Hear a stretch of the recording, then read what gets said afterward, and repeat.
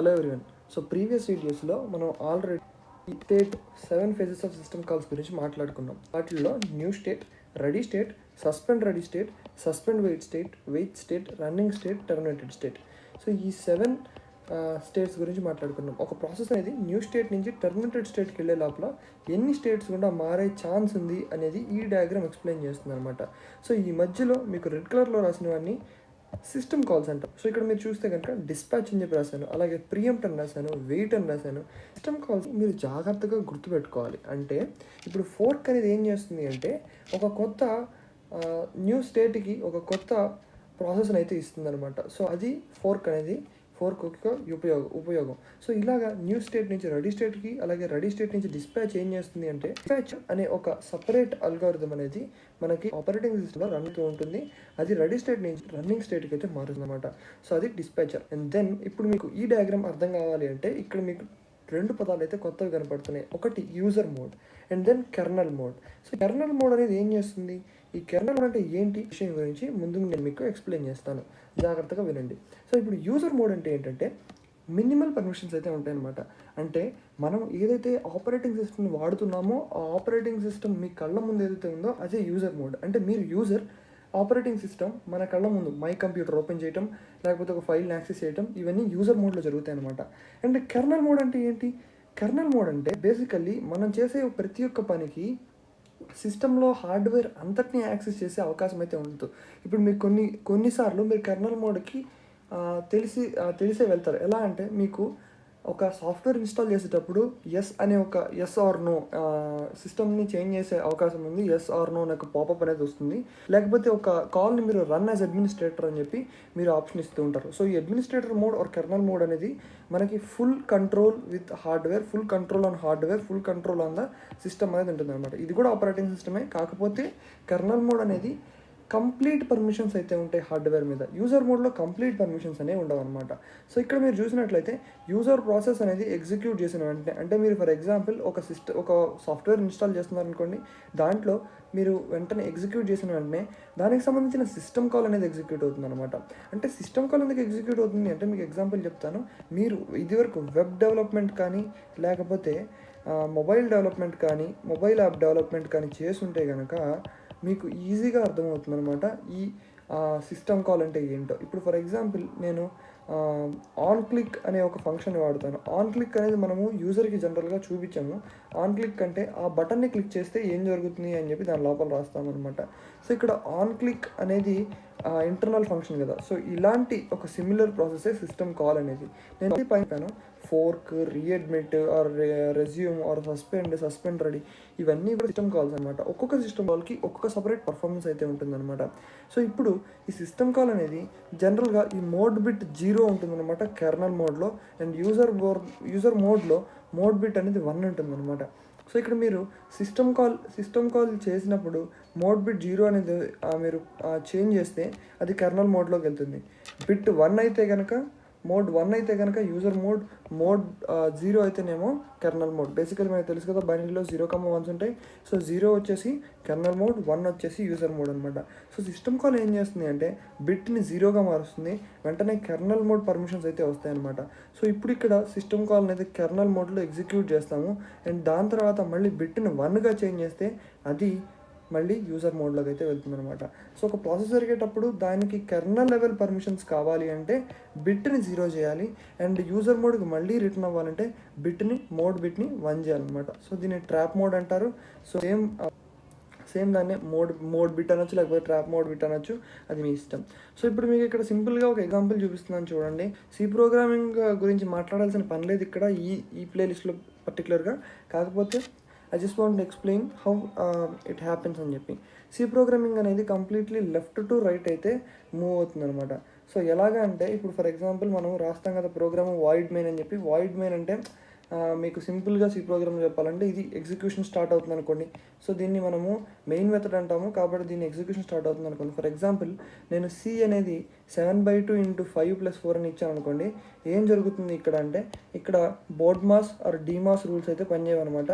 ఎందుకు పనిచేయవు డీమాస్ కానీ బోర్డ్మాస్ కానీ అంటే సి ప్రోగ్రామింగ్లో లెఫ్ట్ టు రైట్ అయితే ఎగ్జిక్యూట్ అవుతుంది అనమాట. సో ఇప్పుడు ఏం జరుగుతుందంటే ఫస్ట్ 7/2 ఎగ్జిక్యూట్ అవుతుంది, దాన్ని 5 పెట్టి మల్టిప్లై చేస్తాం అండ్ వచ్చిన దానికి 4 అనేది యాడ్ చేస్తాం అనమాట. So this happens inside the CPU, other mode is out side the CPU reacting with the user. So ఇప్పుడు 2 మోడ్స్ అనేవి ఉంటాయి, నేను చెప్పాను కదా ఆల్రెడీ. సో ఇప్పుడు మనం ఈ ప్రాసెస్ ఏదైతే ఉందో ఇది మనకి ఇన్సైడ్ ద CPU జరుగుతుంది అండ్ మిగిలింది మనకి యూజర్తో ఇంటరాక్ట్ అయ్యేది user code or user mode అంటాము. So kernel mode and user mode అనమాట. సో ఇప్పుడు మీకు అర్థమైంది అనుకుంటున్నాను.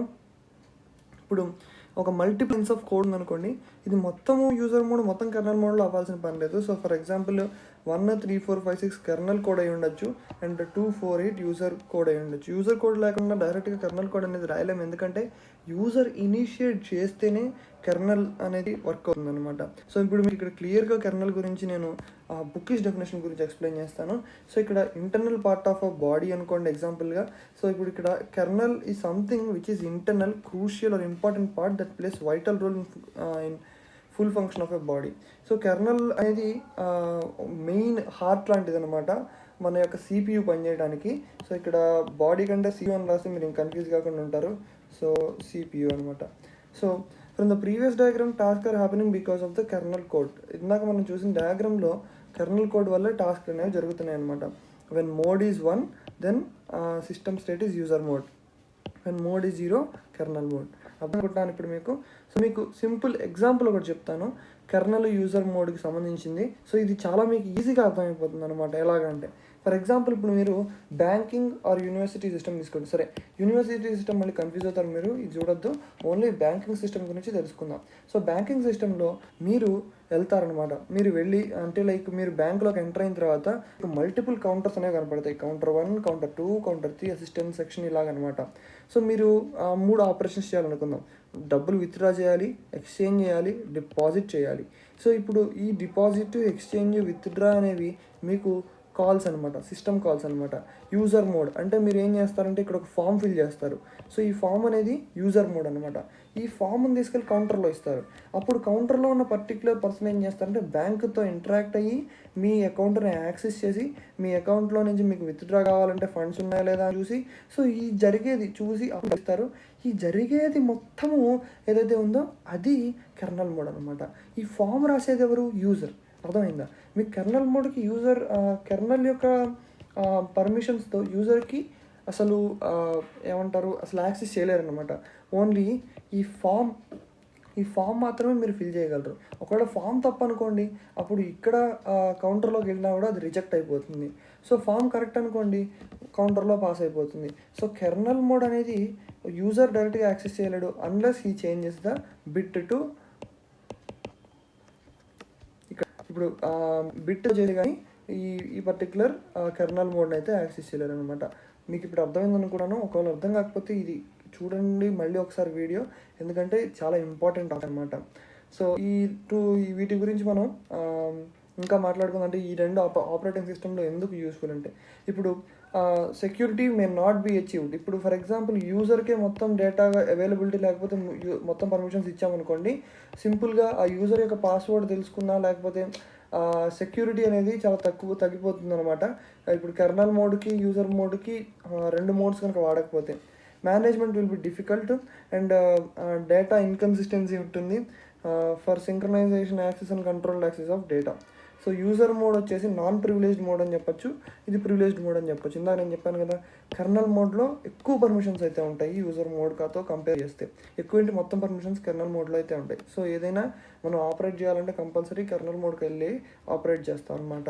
So examples of privileged mode example చెప్పాలంటే IO instructions and halt instructions, turn off all interrupts, set timer, context switching, లేకపోతే clear memory and modify, ఇలాంటివన్నీ కూడా కెర్నల్ మోడ్లో ఆర్ ప్రివిలేజ్డ్ మోడ్లోనే వీటి పర్మిషన్స్ అయితే ఉంటాయి అనమాట. మనకి నార్మల్ యూజర్ మోడ్లో వీటి పర్మిషన్స్ ఉండవు. కోర్స్ యూజర్ మోడ్ నుంచి కెర్నల్ మోడ్కి ఆటోమేటిక్గా స్విచ్ అవుతుంది. మీరు ఫర్ ఎగ్జాంపుల్ సాఫ్ట్వేర్ యూజ్ చేస్తున్నారు అనుకోండి, మెమరీని క్లియర్ చేయాలన్నా లేకపోతే ప్రాసెస్ మెమరీ నుంచి రిమూవ్ చేయాలన్నా మీరు చేయొచ్చు.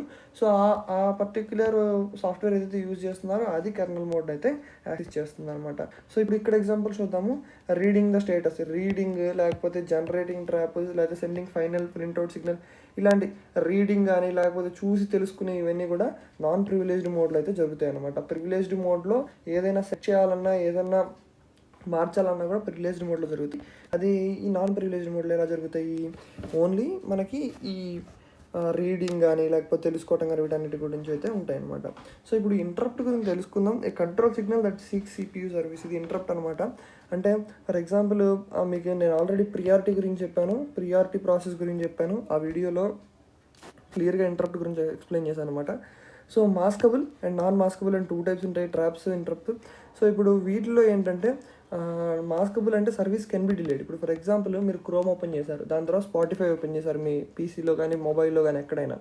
సో ఇప్పుడు service can be delayed, Spotify service అనేది కెన్ బి డిలేడ్. అలా కాకుండా ఫర్ ఎగ్జాంపుల్ మీరు కాలర్ ఓపెన్ చేశారనుకోండి, డైలర్ ఓపెన్ చేశారనుకోండి, అది నాన్ మాస్కబుల్ అనమాట. సో అది కొత్త ఇంటరప్ట్ అనమాట, అది వేరే ఇంటరప్ట్, అది ప్రియారిటీ ఇంటరప్ట్ అనమాట. సో మీకు అనుకుంటున్నాను ప్రివిలేజ్డ్ నాన్ ప్రివిలేజ్డ్ మీద. సో ఇక్కడ ఒక క్వశ్చన్ ఉంది, ఈ క్వశ్చన్ తెలుసుకున్న తర్వాత మనం ఈ వీడియోని ఎండ్ చేద్దాం. In order to change from non privileged to privileged mode, what is needed? A non privileged instruction is needed. Okay, so ఇప్పుడు మనకి ఏది కావాలి అంటే, మనకి ఇప్పుడు నాన్ ప్రివిలేజ్డ్ నుంచి ప్రివిలేజ్డ్ మోడ్కి ఎలా చేంజ్ అవ్వాలి అంటే మనకి ప్రివిలేజ్డ్ ఇన్స్ట్రక్షన్ అనేది కావాల్సి వస్తుంది అనమాట. So I hope you understood the concept of this. ఇప్పుడు మీకు ఇక్కడ ఈ క్వశ్చన్ ఆన్సర్ నేను మీకు ఎగ్జాక్ట్ ఆన్సర్ కంప్లీట్ డీటెయిల్స్తో నేను మీకు నెక్స్ట్ వీడియోలో చెప్తాను. సో ఇక్కడ ఉన్నది ఆన్సర్ కరెక్టా రాంగా అనేది మీరు కింద కామెంట్ సెక్షన్లో చెప్పండి. నాన్ ప్రివిలేజ్డ్ ఇన్స్ట్రక్షన్ అంటే సరిపోతుందా లేకపోతే ప్రివిలేజ్డ్ ఇన్స్ట్రక్షన్ కావాలా? ఇక్కడ మోడ్ దేని నుంచి చేంజ్ అవుతుందో ఒకసారి చూడండి. నాన్ ప్రివిలేజ్డ్ మోడ్ నుంచి ప్రివిలేజ్డ్ మోడ్కి అయితే మనం చేంజ్ అవుతున్నాం. అంటే ఇప్పుడు మనకి ఇక్కడ ఉన్న ఆన్సర్ అనేది కరెక్టా లేకపోతే రాంగా అనేది కింద కామెంట్ సెక్షన్లో నాకు కూడా చెప్పండి. నేను నెక్స్ట్ వీడియోలో దీని ఆన్సర్ మీకు ఎక్స్ప్లెయిన్ చేస్తాను.